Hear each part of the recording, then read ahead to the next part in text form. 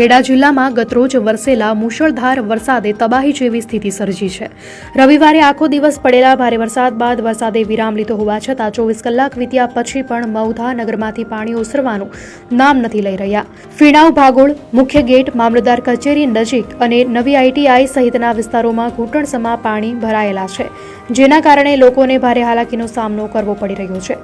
આ વરસાદી પાણીએ શહેરની સરકારી કચેરીઓને પણ બાનમાં લીધી છે। મૌધા મામલતદાર કચેરીના ભોયતળિયામાં ઘૂંટણસમા પાણી ભરાયા છે। એટલું જ નહીં, મૌધા તાલુકા પંચાયત અને પોલીસ મથકના કમ્પાઉન્ડમાં પણ પાણી ભરાઈ ગયા છે, જેના કારણે અરજદારોને ધક્કા ખાવા પડે છે અથવા તો આ પાણીને ઓળંગીને આવન જાવન કરવાની ફરજ પડી રહી છે।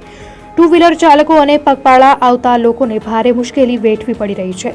આ પાણી ભરાવાને કારણે સરકારી રેકર્ડને કોઈ નુકસાન થયું છે કે કેમ તે પણ તપાસનો વિષય બન્યો છે।